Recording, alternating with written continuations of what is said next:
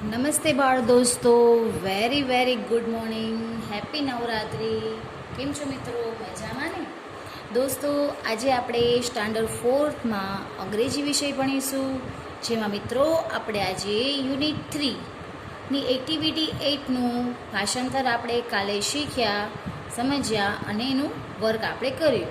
આજે આપણે મિત્રો એક્ટિવિટી 8ના લગતા પ્રશ્નો, ખાલી જગ્યા, જોડકા એનો આપણે આજે અભ્યાસ કરીશું. તો સૌ પ્રથમ અહીં પ્રશ્ન લખેલો છે મિત્રો કે ટ્રુ ફોલ્સ લખો. ટ્રુ એટલે સાચું અને ફોલ્સ એટલે ખોટું. એટલે મિત્રો તમારે વાક્ય વાંચવાનું છે અને વાક્ય જો સાચું હોય તો ટ્રુ લખવાનું છે અને ખોટું હોય તો ફોલ્સ લખવાનું રહેશે. સેન્ટેન્સ 1 છે, the frog can not swim. The frog એટલે દેડકો, કેન નોટ સ્વિમ એટલે કે તરવું, કેન નોટ એટલે તરી શકતો નથી, શકવું નહીં. તો કેન નોટ સ્વિમ એટલે કે તરી શકતો નથી. The frog can not swim એટલે કે દેડકો તરી શકતો નથી. તો આપણે વાર્તા સ્ટોરીમાં આપણે સમજ્યા હતા કે દેડકો પાણીમાં તરી શકે છે કે નથી તરી શકતો, તો કે તરી શકે છે. આ વાત સાચી છે. પણ જ્યારે વાક્યમાં લખેલું છે કેન નોટ સ્વિમ એટલે કે તરી શકતો નથી, તો વાક્ય આપણે વાંચીએ તો આ વાક્ય છે ખોટું. એટલે આપણે સામે જવાબમાં લખવાનું રહેશે false, FALSE, false. The frog can not swim તો કે false. The frog can not swim તો જવાબ આવશે ફોલ્સ. નેક્સ્ટ ક્વેશ્ચન 2માં લખેલ છે, the mouse came with a leaf. The mouse એટલે ઉંદર, came with a leaf. A leaf એટલે પાંદડું ને વિથ એટલે સાથે અને કેમ એટલે લઈને આવ્યું. એટલે કે ઉંદર છે એ એક પાંદડું સાથે લઈને આવ્યું. આવું આપણે વાર્તામાં આવે છે સેન્ટેન્સ, એવું વિચારવાનું. તો કે ઉંદર છે તે એક પાંદડું લાવે છે સ્ટોરીમાં, તો કે નો, a mouse came with a piece of wood. તો આપણે તે લાકડાનો ટુકડો લાવે છે, સ્ટોરીમાં તે એક વાર્તાનો ટુકડો લાવે છે. તો આ વાક્યમાં પાંદડું લખેલું છે એટલે આ વાક્ય બનશે ખોટું. તો આપણે અહીં લખવાનું છે ફોલ્સ, FALSE, ફોલ્સ. ઉંદર એક પાંદડું લાવે છે, ઉંદર એક પાંદડું લાવ્યો. આ વાક્ય ખોટું છે કારણ કે ઉંદર એક લાકડાનો ટુકડો લાવ્યો, એવું વાક્ય બનશે. નેક્સ્ટ સેન્ટેન્સ 3rd નંબરમાં લખ્યું છે, they made a boat. They made a boat. They એટલે તેઓએ, મેડ એટલે બનાવી, અ બોટ એટલે હોડી. તેઓ એટલે કોણ? તો કે બીજા બધા અન્ય, the Chik, a frog, mouse, પછી લેડીબગ. એટલે ધેય એટલે આ બધા અન્ય જીવજંતુઓ. મેડ એટલે બનાવી, અ બોટ એટલે હોડી, તેઓએ હોડી બનાવી. તો આ વાક્ય સાચું છે? તો કે યસ, આ વાક્ય છે સાચું. દરેક જીવજંતુ અલગ અલગ વસ્તુ લાવે છે. પાંદડું લાવે છે, લાકડાનો ટુકડો લાવે છે, લાંબો દોરો લાવે છે, એમ અલગ અલગ વસ્તુ લાવી અને એક સરસ એવી હોડી તૈયાર કરે છે. એટલે ધેય મેડ અ હોડી, એટલે આ વાક્ય સાચું છે, એટલે લખીશું આપણે અહીં ટ્રુ. નેક્સ્ટ 4 સેન્ટેન્સમાં લખેલ છે, the frog laughed at others. એટલે ધ ફ્રોગ એટલે કે દેડકો, લાફ્ડ એટલે હસ્યો, એટ અધર્સ, અધર્સ એટલે ફરીથી. જ્યારે અન્ય જીવજંતુઓ જ્યારે તરી નથી શકતા ત્યારે તેની હસી ઉડાડવા માટે આવી રીતના એક સેન્ટેન્સ આવે છે, the frog laughed at others. એટલે તેના ઉપર, અન્ય જીવજંતુઓ ઉપર દેડકો હસતો હોય છે, એટલે વારે વારે હસતો હોય છે. The frog laughed at others એટલે દેડકો હસ્યો, એટ અધર્સ એટલે ફરીથી દેડકો હસ્યો. તો આ વાક્ય સાચું છે એટલે અહીંયા આવશે ટ્રુ, TRUE, ટ્રુ એટલે સાચું. 5 નંબરના સેન્ટેન્સ પર લખેલ છે, the mouse jumped into the water. The mouse એટલે ઉંદર, જમ્પ્ડ એટલે કૂદ્યો, ઇનટુ ધ વોટર એટલે પાણીમાં. માઉસ છે તે પાણીમાં કૂદ્યો. તો ઉંદર તે પાણીમાં કૂદ્યો એવું વાર્તામાં આવતું હતું? તો કે બિલકુલ નહીં. પાણીમાં તે કૂદી શકતો નહોતો, એટલે તો તે બધા જીવજંતુ સાથે એન્ટ, માઉસ, લેડીબગ અને ચીક અન્ય જીવજંતુઓ સાથે મળીને તેણે હોળી પ્રિપેર કરી, એટલે કે હોળી બનાવી. તો આ માઉસ નામ એટલે કે ઉંદર છે તે પાણીમાં જમ્પ કરી શકતો નથી. તો અહીં આપણે માઉસ શબ્દ નહીં આવે, માઉસ નામની જગ્યાએ આવશે the frog jump into the water. દેડકો પાણીમાં કૂદ્યો. તો આ વાક્ય છે ખોટું. અહીં માઉસ હોવાથી આ વાક્ય બનશે ખોટું, એટલે લખવાનું રહેશે ફોલ્સ, FALSE ફોલ્સ. તમારા 5 ક્વેશ્ચન છે તમારી અંગ્રેજી પાકી નોટબુકમાં 4 લાઇનના નિયમ મુજબ લખવાના રહેશે. આગળ આપણે નેક્સ્ટ ક્વેશ્ચન જોઈશું. આન્સર ધ ફોલોઈંગ ક્વેશ્ચન, એટલે કે નીચેના પ્રશ્નોના જવાબ લખો. ચાલો મિત્રો, હવે તમારે ધ્યાનપૂર્વક સમજવાનું છે અને જોવાનું છે. Question 1, who went out for a walk? who એટલે કોણ, went એટલે ગયા, out એટલે બહાર, for એટલે માટે, a walk એટલે ચાલવા. એટલે પ્રશ્ન એમ પૂછે છે મિત્રો કે કોણ ચાલવા માટે બહાર ગયા? તો આપણે સ્ટોરીમાં સમજ્યા છીએ. તો જવાબ આવશે a frog, a chick, a mouse, an ant and a ladybug went out for a walk. આપણે જ્યારે સ્ટોરી સમજતા હતા ત્યારે ફર્સ્ટ પેરેગ્રાફમાં જ આ સેન્ટેન્સ લખેલા છે. કોણ ફરવા માટે બહાર ગયા? તો જવાબ આવશે અ ફ્રોગ, પછી અલ્પવિરામ કરવાનું, a chick, a mouse, an ant and a ladybug went out for a walk. એટલે દેડકો, મરઘીનું બચ્ચું, ઉંદર અને કીડી અને લેડીબગ એટલે માકડ, આ બધા ફરવા માટે બહાર ગયા.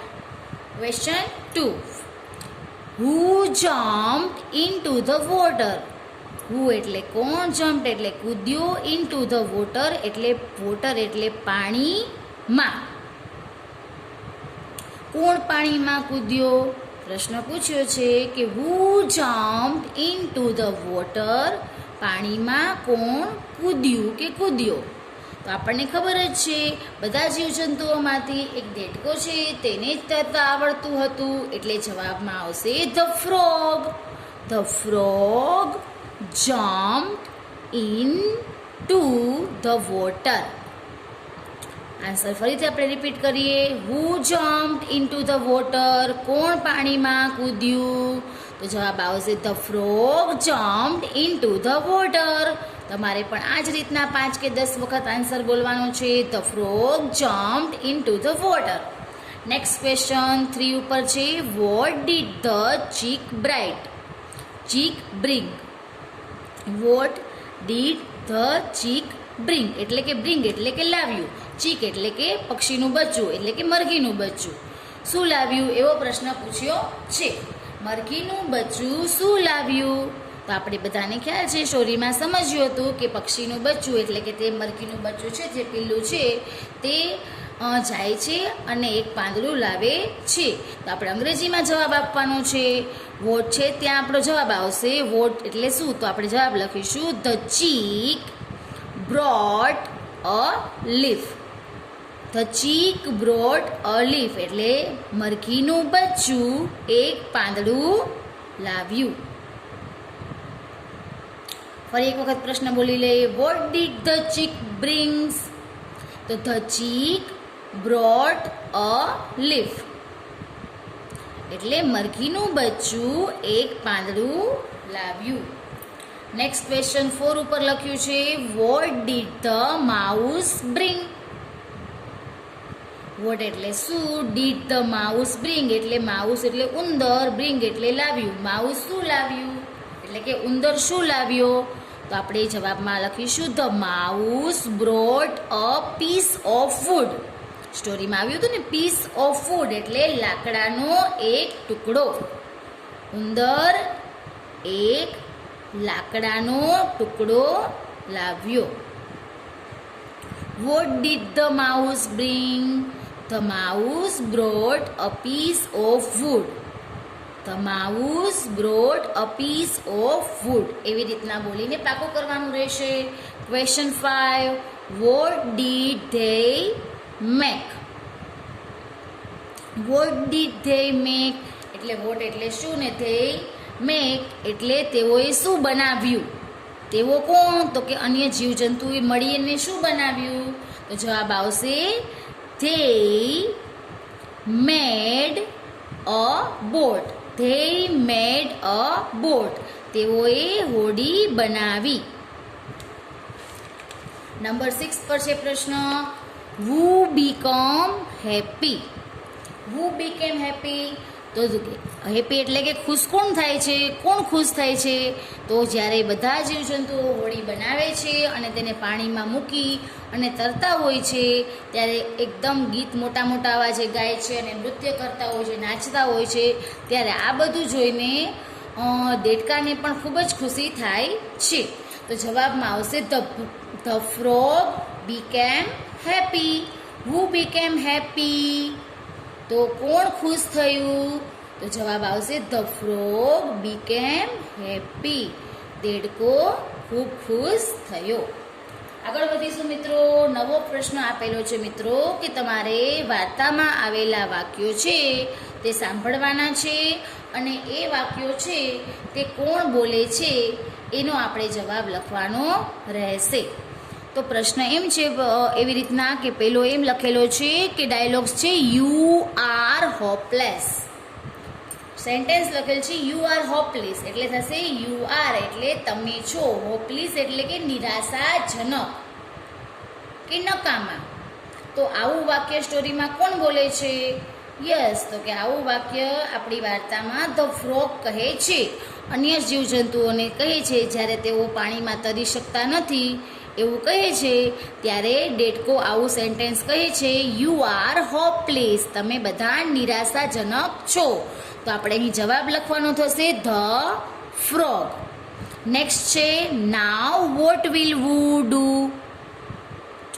એટલે કે નાવ એટલે હવે, વોટ એટલે શું, વિલ વી ડુ અમે એટલે અમે અથવા તો આપણે શું કરીશું? હવે આપણે શું કરીશું? આવો ડાયલોગ્સ કોણ બોલે છે? આવો સંવાદ કોણ કહે છે?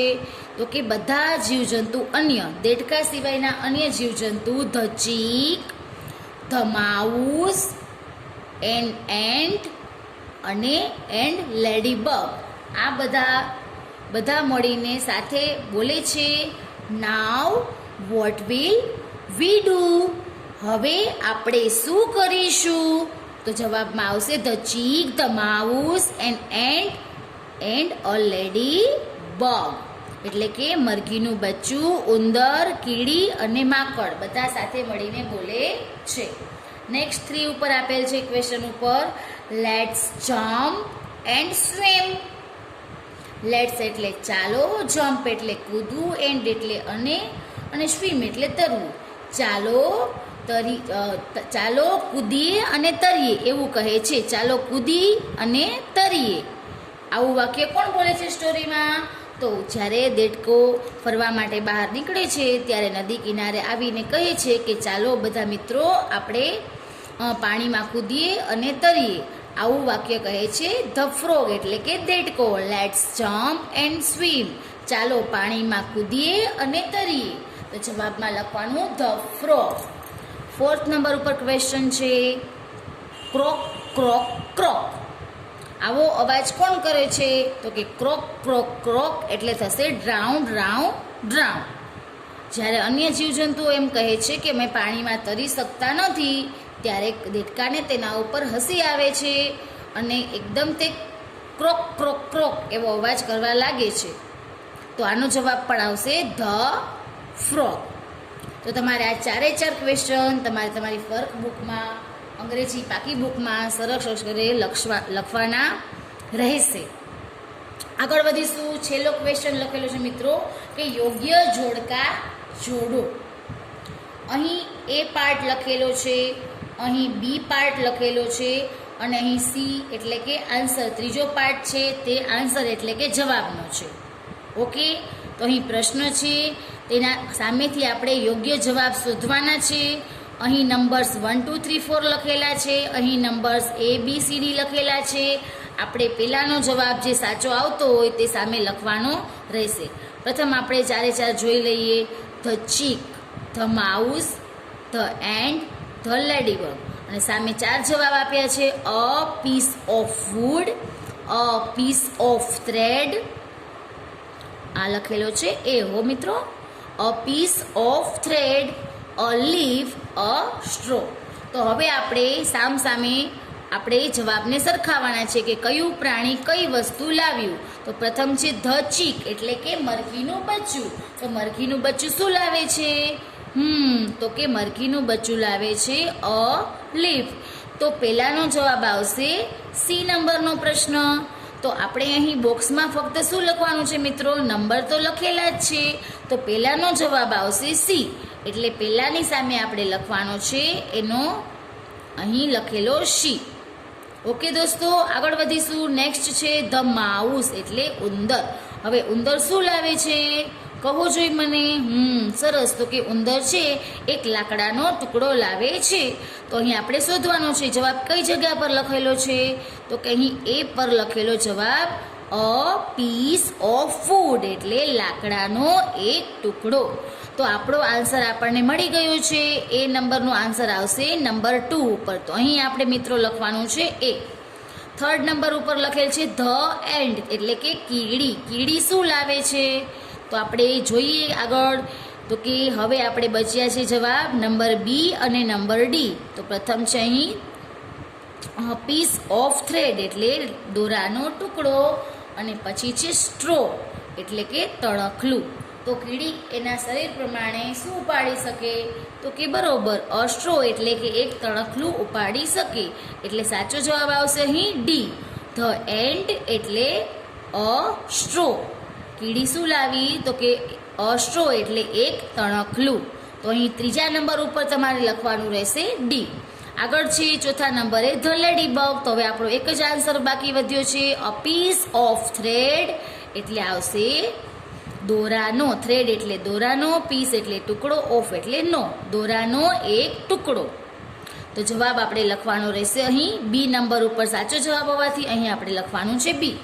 ઓકે મિત્રો, આજે આપણે યુનિટ 3ની એક્ટિવિટી 8ની એક્સરસાઇઝ આપણે ભણી, જેમાં આપણે પ્રશ્ન જવાબ ભણ્યા, ટ્રુ ફોલ્સ ભણ્યા, વાક્ય કોણ બોલે છે તે સમજ્યા અને જોડકા સમજ્યા. તમારે આ દરેક પ્રશ્ન તમારી અંગ્રેજી પાકી નોટમાં સુંદર અક્ષરે લખવાના છે અને સરસ રીતના પાકા કરવાના છે.